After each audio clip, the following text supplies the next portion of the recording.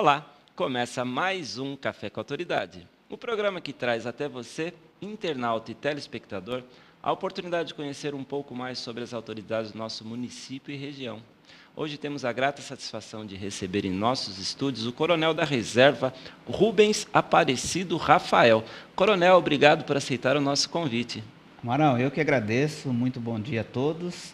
Agradeço essa oportunidade imensa de poder falar para um público tão seleto, falar um pouquinho da carreira da gente, um pouquinho da nossa trajetória de vida. Me fala, o senhor é da reserva de qual força? Eu sou da reserva da Polícia Militar do Estado de São Paulo. Polícia Militar, e atuou e se reservou como coronel. Me fala um pouquinho da trajetória, como faz para se chegar a uma patente de coronel? Bem, a Polícia Militar tem duas portas de entrada, né? Pelo Centro de Formação de Soldados em Pirituba e pela Academia de Polícia Militar do Barro Branco. Em Pirituba você entra na carreira de praças, onde com os cursos e concursos você pode chegar até subtenente. Perfeito. No Barro Branco você já entra na carreira específica de oficial. Não que quem tem entrado pela porta de Pirituba não tenha oportunidades.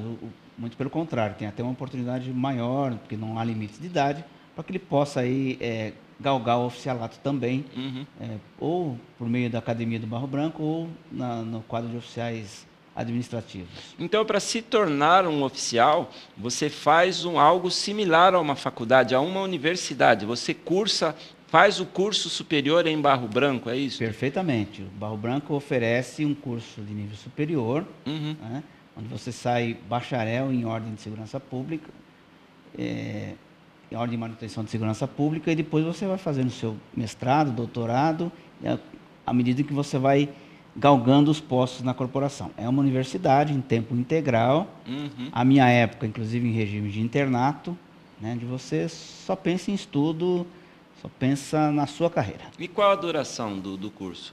O curso é de 4 anos. 4 anos. E quando o senhor diz internato, implica inclusive em dormir aquartelado? Ah, perfeitamente. Nós entrávamos no domingo à noite, o chamado pernoite.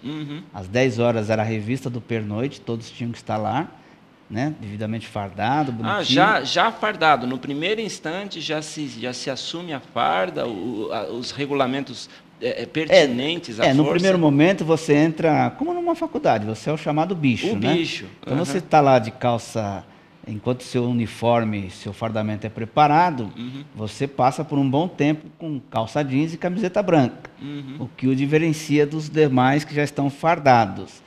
E aí você é o bicho mesmo, né? É similar a um recruta, só que para nível oficial. Exato. E o ingresso de mulheres, ela já é uma realidade há algum tempo. É uma realidade há algum tempo. Nós já temos, inclusive, na Polícia Militar hoje do Estado de São Paulo, nós já temos mulheres que chegaram ao posto de coronel, tendo oriundo da Academia do Barro Branco. A primeira turma que admitiu mulheres, eu não me lembro exatamente a data, mas a primeira turma que admitiu mulheres, hoje as mulheres já são, inclusive, coronéis da Polícia Militar na ativa. Ah, que bacana. Muito bacana. Mas a minha época não existia, era uma carreira de oficiais da Academia do Barro Branco só para o sexo masculino. Mas a questão do treinamento físico é diferenciado, né? Porque é uma questão biológica, física. A resistência da mulher ela tende a ser diferente da resistência do homem. Ou coloca-se e informa todo mundo junto e vamos treinar, vamos ralar todo mundo junto. Amaral, é exatamente isso, viu? A gente começou a reconhecer a força da mulher exatamente a isso. Elas são no mesmo nível. Inclusive, se você quer saber... Então eu estou sofrendo de preconceito, e é verdade. É verdade. Se você quer saber, nessa primeira turma, a primeira colocada de cavalaria, que é uma das nossas matérias ali, que é dura, né? Quem viu um cavalo pela primeira vez tem que montar, trotar, subir morro, descer morro, foi uma mulher a primeira colocada da matéria de cavalaria. Que interessante. Então, o que realmente iguala os níveis entre homens e mulheres. E elas são realmente guerreiras, elas não são brincadeira, não. As matérias que ali se aprende, com certeza elas são tendenciosas ao exercício da profissão polícia militar. Mas também tem as matérias normais, como matemática, matemática financeira, matemática avançada. Como que são os... Exatamente. Tem as matérias básicas de qualquer universidade, oratória, língua portuguesa, matemática, a minha época inglês, francês, né? As matérias específicas de segurança pública, policiais, técnicas policiais, e as matérias em grande quantidade, um currículo muito rico em direito, nas suas mais diversas modalidades. E deve trazer bastante saudade e registrar bastante amigos, né? Porque qualquer faculdade, além do aprendizado, além do currículo cultural que ali se aprende, tem o network, tem as amizades que ali se formam. Eu acredito que isso também é algo que você deve ter amigos daquela época até hoje, com certeza. Eu acho que os meus maiores amigos, com certeza os meus maiores amigos, meu e da minha família, são oriundos desta né? fase. Da minha ou de turmas anteriores ou posteriores. Né? Então, assim, é um relacionamento de irmandade mesmo, de grupo, de equipe, e aí a gente é jovem, e nós temos uma tradição muito bacana no Barro Branco, que nós fazemos um encontro anual de turma. Então, assim, nós vamos completar agora, dia 21 de abril, 38 anos que nos formamos. 38 anos que nos formamos. Nós formamos dia 21 de abril de 1978. Então, agora, 21 próximo, nós estaremos comemorando 38 anos. E nesses anos todos, nós fizemos os encontros de turma. E é muito bacana se recordar. Os primeiros encontros eram considerados aquela meninada de 19, 20 anos, que era só bagunça, né? Depois alguns começaram a ficar noivo, uns casaram, e aí a gente foi preparando a turma para receber as esposas, a gente tinha que amadurecer um pouquinho, daqui a pouco já pinta um com filho, e hoje a gente se encontra com netos. Né? Que gostoso. Levamos ao encontro os netos, assim, muito rápido, isso passou muito rápido, né? Sim. Da primeira reunião daqueles meninos de 19, 20 anos, 18, 19, 20 anos, até hoje aos 60 praticamente. Poxa né? vida, que gostoso. Então hoje a gente vai com os netos. Então é muito tradicional isso fica uma amizade. E agora a minha turma deu está numa era de saudosismo. Então o pessoal está postando fotos do tempo do Barro Branco. As redes sociais hoje nos permitem Aí você pega aquelas fotos toda amarelada do tempo do Barro Branco, né? Íamos ir para jornadas em campo, alguma coisa. Estão postando lá, você às vezes nem se reconhece. Eu olho e falo, nossa, eu nem sempre fui careca, tinha um pouquinho de cabelo aí. Mas é muito bacana, é um relacionamento para a vida toda. Mas me fala um pouco sobre o treinamento na língua das forças, vulgarmente chamado de ralo. Tinha muito ralo. Agora, recentemente, passou um filme sobre formação de polícia militar, e você vê que é uma coisa bastante, realmente, forçada, bastante táticas de guerra. Isso é saudosismo hollywoodiano ou, na prática, acontece isso? Não, Amaral, na verdade, é um treinamento duro que te prepara para uma realidade que você vai encontrar aí fora. Né? A gente não é preparado, em especial as polícias militares, para a guerra. Mas, entre aspas, para a guerra urbana, né? Para o que você vai encontrar aí. Então, assim, você tem que estar bem preparado fisicamente, você tem que estar bem preparado psicologicamente. Então, você tem que passar por alguns momentos psicológicos difíceis que você tem que superar, né? Então, é um treinamento assim que te dá um equilíbrio físico e emocional muito bom.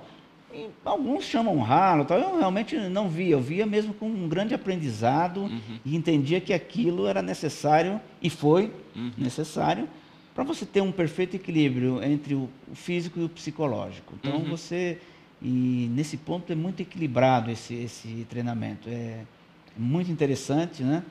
Então tem lá, tinha lá menino de 16, 15 anos, então dava para você exercer, entre aspas, esse ralo muito legal, mas nada que extrapole, que te humilhe, que venha aí aferir a sua dignidade, ter deixado traumas, nada disso. Não te deixa, muito pelo contrário, te deixa bastante saudosista em relação e saudável, inclusive, saudável, porque os esforços físicos, na verdade, são exercícios físicos dentro de um limite e, com certeza, dentro de uma alimentação balanceada, com seus nutricionistas ali sabendo. Hoje teremos um exercício físico de corrida, eles vão exagerar o almoço em carboidratos, acho que tem toda esta preocupação. Era corrida, era com o cavalo, era com o fuzil, era com a mochila. Então, assim, você é preparado realmente para o que você vai encontrar lá na realidade. Ele é muito próximo do real, né? E hoje, mais ainda, hoje a Polícia Militar desenvolve técnicas policiais muito mais apuradas, é lógico. Ela evoluiu, a tecnologia também ingressa. Como qualquer outra instituição, né? Como o senhor me disse, é uma atividade ou é um aprendizado similar a uma faculdade, passivo de um vestibular, previamente dito. E se trata de tempo integral, inclusive em regime de internato. Como que a pessoa sobrevive neste período? Os pais têm que mandar algum subsídio para a sua formação? Então, na verdade, no Barro Branco, você recebe lá uma pequena ajuda de custo. Percebe um soldo mensal? Uma pequena ajuda de custo. E você está ali dentro, você tem o uniforme. Não precisa de roupa, não precisa de alimento. Você tem alimentação. Transporte também é subsidiado. Né? Porque você está lá dentro, né? Você sai muito pouco. Nós saímos às quartas-feiras à tarde, tínhamos que voltar à noite. Mas também tem a prerrogativa de ser isento do transporte coletivo. No Barro Branco, normalmente, a gente saía fardado, mas nós nos trocávamos. E se tornava um cidadão? Porque, na verdade, é extremamente jovem, você não saía armado, então não era interessante. Até por uma questão de segurança, de preservar a sua identidade. Mas é uma dos vestibulares mais concorridos. Né? Acredito. A época da FUVEST era o mais concorrido, superando inclusive medicina. E você lá dentro tem uma formação intelectual e moral quase que incomparável com outras unidades de ensino. Muito, até pela própria disponibilidade de tempo. Ou seja, você está ali, não existia o estudo noturno obrigatório, em algumas vezes, que você estava se preparando para as provas. O estudo é o preparatório, é aquele que você é o auto-startup, é onde você, ao saber que vai ser colocado à prova, você vai fazer o seu estudo, ou é um estudo já preparado pela academia? Não, tem o currículo, tem toda uma grade curricular, né? Onde se cumpre essa grade com as mais diversas matérias. Isso no horário sala-aula. Isso, agora à noite é aquilo que você... Que é espontâneo. É o que você vai fazer o seu autoaprendizado. Né? E é legal que eles desenvolvem um pouco a andragogia, que é o ensino para adultos, né? Ou seja, você vai aprender aquilo que você está sentindo necessidade de aprender. Então, ali dentro você só pensava em estudar, em se cuidar bem fisicamente, em se relacionar bem com os colegas. E a gente recebia lá um soldozinho que dava lá para pagar quando a gente necessitava. Pagar os livros, pagar uma cantina quando utilizasse, era não mais do que isso também, né? Coronel, você, se me permite chamá-lo de você, claro. Você se decidiu ou optou por se tornar um membro da Força Brasileira muito cedo. Em que momento você percebeu que seria este o seu futuro e em que momento você decidiu fazer? Vou para me tornar um PM. Só que eu pediria para o senhor responder essa pergunta logo após os intervalos, pois voltamos já. Ok.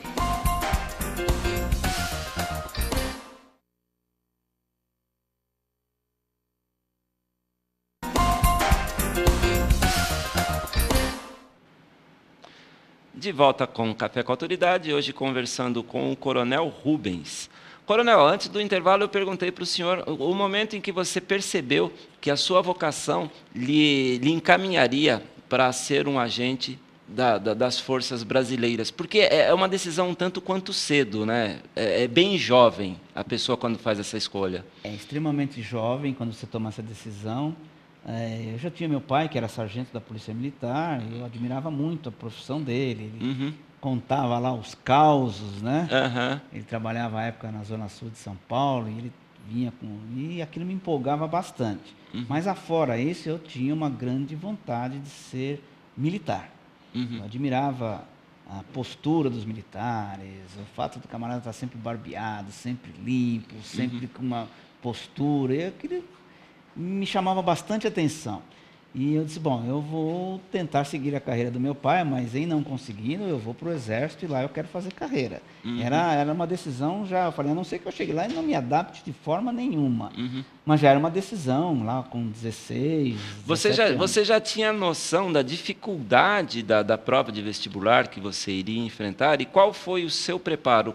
Quanto tempo você precisou se preparar após ter terminado? Na nossa época se chamava ginásio. Após ter terminado o ginásio, você se preparou quanto tempo até ter sucesso no vestibular? Então, é isso que dá muita saudade da velha escola pública, né? Eu estudei em escola pública, eu tinha feito opção pela área, no último ano, opção pela área humana, né? Que eu queria fazer direito. Então, você tem essa propensão de estar ao lado da justiça, assim. E aí, no último ano, a gente fazia só matérias relacionadas à área humana. A especialização, a sua escolha. E aí, quando eu me decidi para o Barro Branco, eu fui olhar o edital, tinha lá física, química. E aí eu fui muito ajudado por um colega, que hoje é professor de química, o velho Givaldo, né, um amigo, e eu me preparei por cerca de um ano. Na verdade, então, assim, meu pai tinha um outro emprego que era entregar jornal. Entregava jornal ali na Vila Mariana, Vila Clementina. Passei por lá esses dias, até me deu uma grande saudade. E na nossa época, todos os meninos iam ser office boys no centro de São Paulo. E meu pai tinha decidido se aposentar já do jornal, porque já tinha criado os filhos. Então, não, mantém, nós entregamos o jornal, esse dinheirinho que a gente ia ganhar como office boy, nós continuamos mantendo naquilo que o senhor tinha como entregador de jornal. Então era muito cedo, eu saí de casa às 3h30 da manhã, 7h30 eu estava de volta. Nossa. Já tinha entregue todo o meu jornal, punha uma bicicleta. Era mais difícil nos dias de chuva, mas em dias de sol, dias limpos, 7h30 eu já estava em casa. Então, muita gente, você não trabalha? Trabalho de madrugada e ganho mais que se eu fosse ser um office boy. Poxa vida. E tenho dia para estudar. E aí esse amigo foi muito importante na revisão dessa matéria de física, química, as matérias não relacionadas à área humana. E aí estudava dia e noite, um ano. Poxa vida. E fui até para o primeiro vestibular, achando até que seria mais um teste, né? Como um treineiro, mas já obteve sucesso na primeira? Na primeira, já passei na primeira fase, aí agora eu tenho que me preparar. Eu já não sou nenhum gigante hoje, mas na época eu pesava 55 quilos, então eu tinha que me preparar muito para a prova física, então corrida, essas coisas, eu não tinha problema. Mas subida em corda, arremesso de peso, eu tive que me preparar e graças a Deus deu tudo certo. Coronel, o nosso programa ele conta com a interatividade dos nossos telespectadores e faça você também a sua pergunta, crítica, sugestão, elogios também são bem-vindos pelo WhatsApp 958-935-075, assim como fez o Tito Nunes, final de telefone 7981. E ele diz, existem muitos treinamentos ruins que podem mudar a cabeça dos jovens. Ele tem que maneirar mais, chega de violência? Nos treinamentos, acho que foi isso que nós falamos sobre o ralo. Na sua academia não tem essa violência, se é que eu entendi a pergunta do Tito. Não tem violência, não leva o jovem para um viés de violência. Leva para que ele se prepare psicologicamente e fisicamente.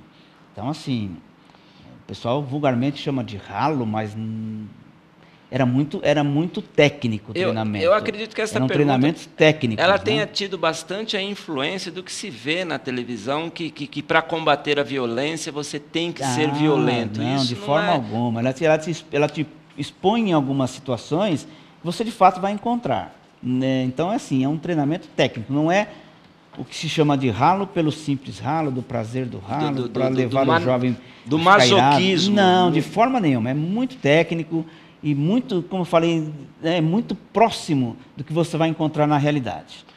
A Cacilda Gonçalves, final do telefone 0781, pergunta, por que os jovens não querem mais ingressar nas Forças Armadas? A administração e os pais não souberam manter a tradição? Eu acredito que isso com o tempo foi se perdendo. Mas né? acho que não uma omissão dos pais, mas sim da própria força, Hoje, né?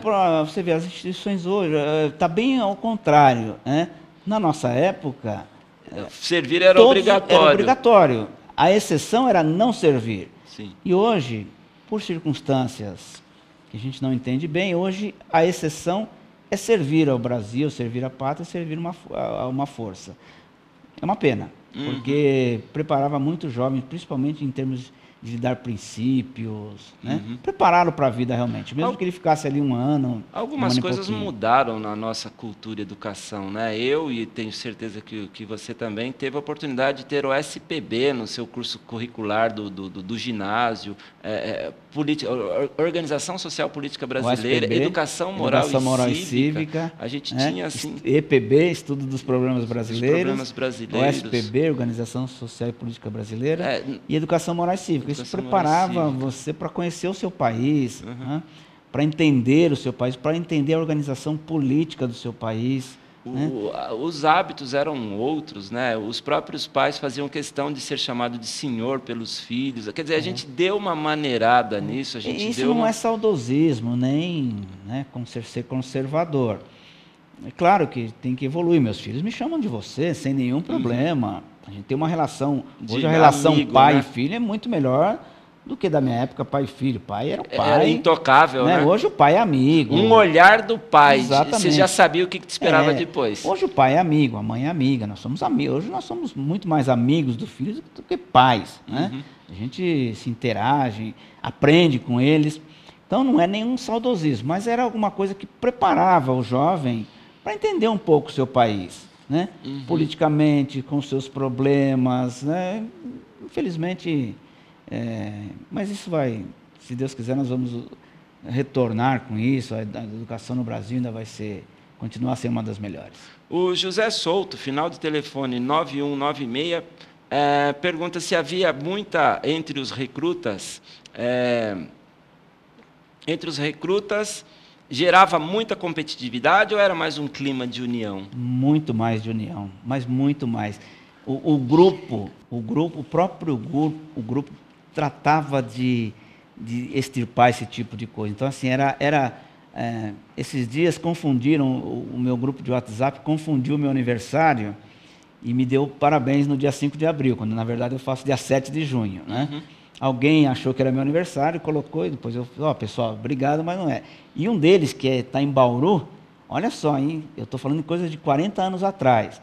Um deles me escreveu assim, o pessoal, a turma me chama de Rubinho. Rubinho, parabéns, muito obrigado, você me salvou no curso de formação de oficiais ao me emprestar aquele seu caderno totalmente organizado de direito penal, olha só, sem o qual eu não teria sido aprovado no curso. Obrigado e parabéns. Então, assim, esse era o clima. Sim. Uma certa época, um dos nossos companheiros, amigão, ele ficou em segunda época de educação física. E olha, nós fizemos, o pelotão praticamente fez a segunda época junto com ele. Vamos correr. Correu e quase que no colo de todos para ele passar. Então o clima era muito mais de união do que de competitividade. Que bacana. De equipe mesmo. Hoje eu exerço uma função fora e eu sempre digo, olha, eu aprendi desde os meus 16, 17 anos a trabalhar em equipe. Eu com 19 anos pus a minha vida na mão de uma equipe. Sim. Ao ir trabalhar aí no Tático Móvel, que era Tático Móvel à época, né, Força Tática hoje, a minha vida aos 19 anos ficava na mão de uma equipe. Sim. Então eu aprendi isso desde 16, 17, e não sei trabalhar de outra maneira. Coronel, estou recebendo uma advertência aqui do Sandro, final telefone 0147 do Rochidale, ele pergunta, Coronel, o Coronel também é diretor da Sorridente? Estou lendo aqui no GC, isso está correto? Quer dizer, acho que acredito que apareceu no GC que o senhor é diretor da Sorridente, nós estamos o tempo todo falando sobre... Um coronel sobre assuntos pertinentes à odontologia? Olha só, assim, a vida nos prepara algumas surpresas. Primeiro que a gente entra muito jovem no Barro Branco e acaba indo para a reserva, se aposentando, como a gente chamaria, muito jovem. Né? E aí tem toda uma vida pela frente. E muito engraçado, na época que eu era coronel, comandava a Zona Leste, eu fazia um trabalho social muito próximo das comunidades. A gente já tinha aquela filosofia de uma polícia comunitária, de uma polícia mais próxima da população. E então a gente prestava muito serviço comunitário. A polícia era um ícone nessas, ao contrário do que se podia imaginar, que entraria lá só para confrontos. A polícia era muito próxima das comunidades, em especial as menos assistidas. E numa dessas daí eu acabei encontrando a hoje presidente da Sorridentes, doutora Carla Sarne, que também individualmente tentava prestar algum serviço individual em uma daquelas comunidades. E aí nós viramos grandes parceiros. Ela ia comigo fazer palestra, levar educação de saúde bucal para essas comunidades.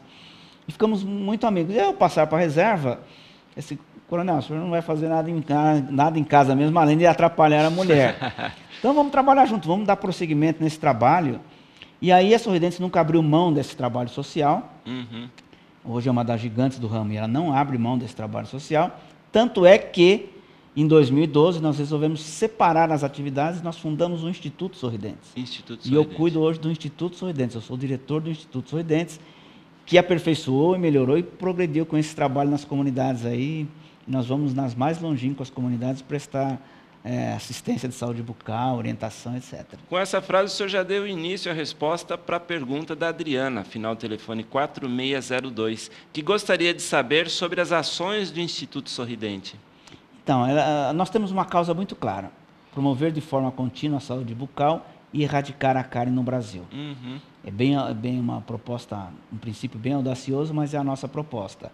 Promover a saúde bucal significa exatamente isso: trabalhar na prevenção, mostrar essa linha de educação, levar informação para aquela comunidade menos assistida, né? Orientá-lo numa escovação assistida, sempre que possível doar um kit para que ele possa utilizar o que ele aprendeu. E por meio de uma unidade móvel, a gente vai nas comunidades, nós fazemos esse tipo. E quando nos permite, quando a situação financeira nos permite, nós temos uma sede física do Instituto, com cadeiras odontológicas, nós adotamos algumas crianças e fazemos o tratamento dentário dessa criança e devolvemos para a comunidade com ela com a boquinha totalmente consertada, vamos dizer assim. Muito bem, antes de encerrar o programa, eu gostaria de pedir desculpa ao Adriano, ao ter colocado como Adriana. E agradecer a você, coronel, por esse esclarecimento, por esta aula de como se tornar um coronel e também o que fazer após, uma vez aposentado, não parar, né? E sim, talvez agora seja com recomeço. Muito obrigado pela sua presença. Eu que agradeço essa oportunidade, um bom dia a todos, bom dia aos seus telespectadores. Estamos sempre à disposição. Muito obrigado. O Café com a Autoridade vai ficando por aqui. Tenham todos uma ótima semana.